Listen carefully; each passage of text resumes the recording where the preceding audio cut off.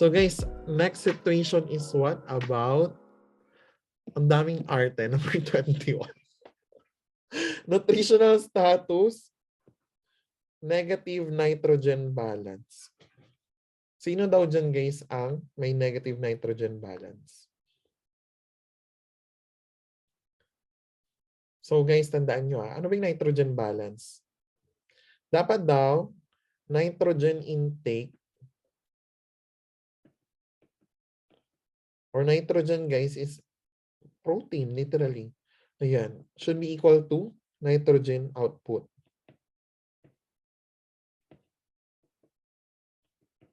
That's your nitrogen balance or equilibrium, no? But there are conditions, guys, wherein positive yung ating nitrogen balance. So, ano yung mga specific conditions na yan? Number one, kapag lumalaki yung bata.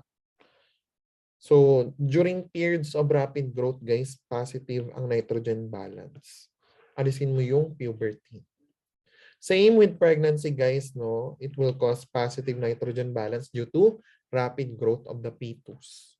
So, letter C or D, anong sagot mo dyan? Alin yung magni-negative yung nitrogen balance natin? Guys, if mabagal yung metabolism, ma-excrete ba or magagamit ba ang proteins? Hindi. Anong mangyayari? Mag-accumulate positive. So, the best answer there is letter C. For guys, no, patients who suffered from severe injury, expect that yung mga proteins, even bleeding, no, kasi all of your clotting factors are proteins as well. So any form of injury, guys, it will trigger a negative nitrogen balance, especially burn. So number 21, letter C. O anong napansin mo? Pag hindi mo na alam, C for Christ. Di ba? Power of C. That's another test-taking strategy. Guys, totoo nga. Di ba hindi ako nagjo-joke? Pag hindi mo na alam yung sagot, C na lang. Di ba? Tandaan mo, isi-save ka ni Lord. Chares. Ayan. Number 22. You are collaborating with dietitian to come up with nutritional plan for a patient. Now, guys, sabi dyan, emphasis to the vitamins because it cannot be stored by the body. Alin daw dyan, guys, ang hindi ma-store ng body? So, tignan muna natin. Thiamine is what? Vitamin? Ano na? Hoy, ano na siya? Ano yung thiamine? Vitamin? What? Anyone, guys? Thiamine. Thiamine is B1, riboflavin, B2, tama? B3 niacin, ganyan. So, B5 pantothenic acid, B6 pyridoxine, B7 biotin, B12 is your folic acid. So, thiamine, guys, is what? B1. Retinol is what? Vitamin A. Cholecalciferol is vitamin D, tama? Tandaan mo, guys, that there are what we call oil-soluble vitamins, which are what? Your vitamin ADEC. Ulitin natin, these are oil-soluble vitamins ADEC. So AD, vitamin E, and vitamin K, oil-soluble. And when we say oil-soluble siya, guys, no, it can be stored by the body. Ano yung natatapon? Mga water-soluble vitamins. And so far, guys, no, there are only two. Vitamins B and C are both water-soluble. Kaya pansin mo, walang masyadong overdose ang vitamin B at C kahit ilang milligrams yung inumin mo. Right? Unlike mga A, D, E, K, medyo mababa yung toxicity level niyan. So the best answer there, guys, is letter what? Unable to store water-soluble vitamin, letter A. Kuha. Next, number 23. A geriatric client is admitted in the pay ward, nutritional care plan, require the nurse supervisor to intervene. So anong hinahanap dito, guys? Tama or mali about the nutritional care plan for the geria client? Pag ang tanong intervene, ang hinahanap ay yung maling sagot. Clear? So tignan natin. Suggest substitution of pastries with fruits or low-fat pudding. Letter A. Is that correct? Tama ba yung letter A? Dapat daw fruits, more fruits and low fat yung diet. Elderly ito ha, Jeria. So this is correct. Alisin. Tinatanong yung mali. Letter B, include high fiber foods such as cereals and bananas help in digestion. So correct ba yan, high fiber?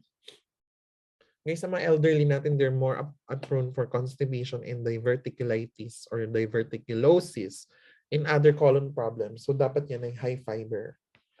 Correct yung letter B. C or D, alin ang mali? C or D? Increased calorie or adequate calcium? Alin ang mali? Guys, yung letter dog, tanda mo, elderly patients are also at risk for what? Osteoporosis, di ba? Or osteodystrophy. Kaya dapat high calcium. So lalo for postmenopausal women, they're higher risk for your calcium deficiency. Kasi si estrogen, may role siya for calcium reabsorption, guys. No? Kaya guys, ito, matanda na siya. Wala na masyadong physical activity. Dapat ibaba na yung calorie. Kaya yun yung sagot. 23, letter C. Clear? Number 24, ito. I guess this is one of the guys, one of the questions na nakita ko na halos walang nakakuha based on the feedback ni Google form. So, bakit nga ba?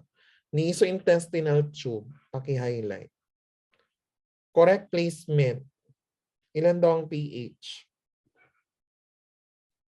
1 to 4, acid or base?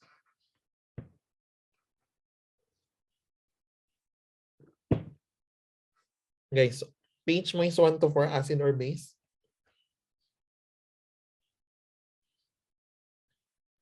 Ano? Sige, tingnan natin sa chat box. Correct, acidic.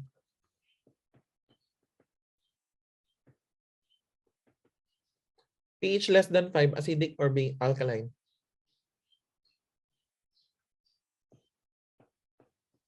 Acidic pa rin. 4 to 5 yung pH, acidic. Greater than 6, this will make it alkaline. Tama? So guys, tatanungin kita. Based on that pa lang, ano yung tamang sagot? Mag-test taking strategy tayo. Kunwari hindi mo siya alam, di ba?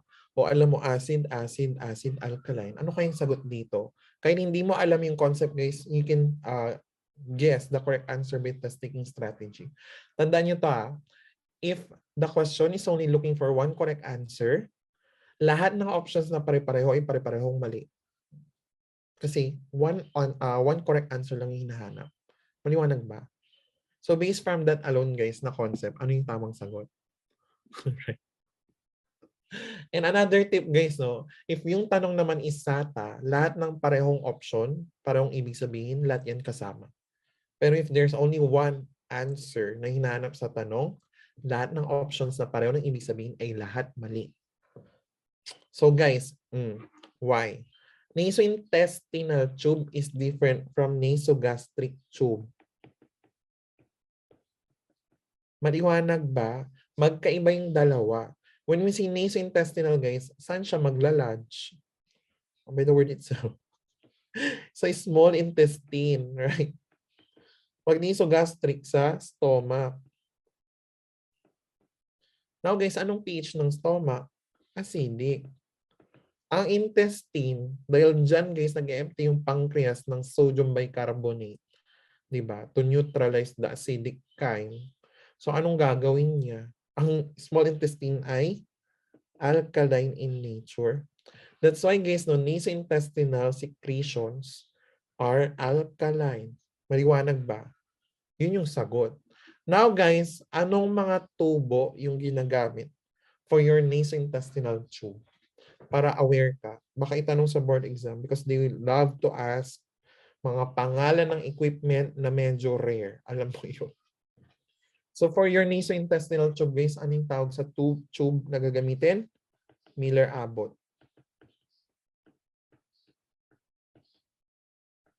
Clear? For your nasogastric tube, anong ginagamit na tubo dyan? Dalawa. So it can be your Levine tube. So Levine, guys, is single lumen. Or Salem sum. Narinig na ba tong mga to? Or ngayon pa lang? Salem sum is double lumen.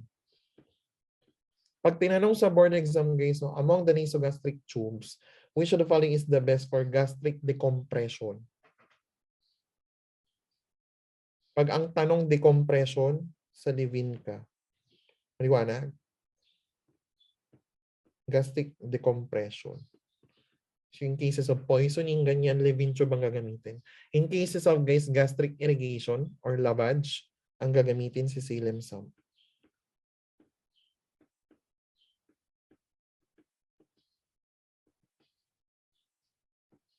Why? Salem sum guys can be connected to an intermittent suction.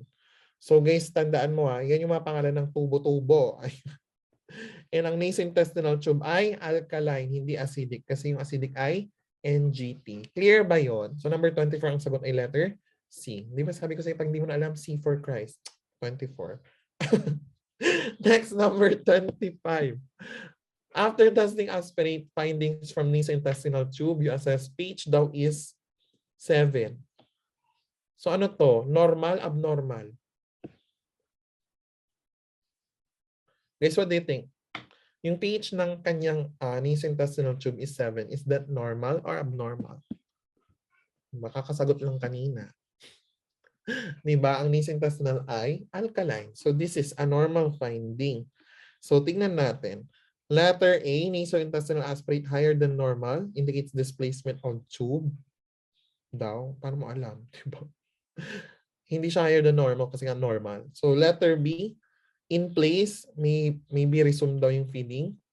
Maybe correct. But let's see the other options.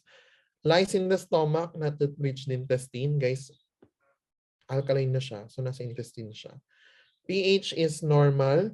Proper placement needs further confirmation.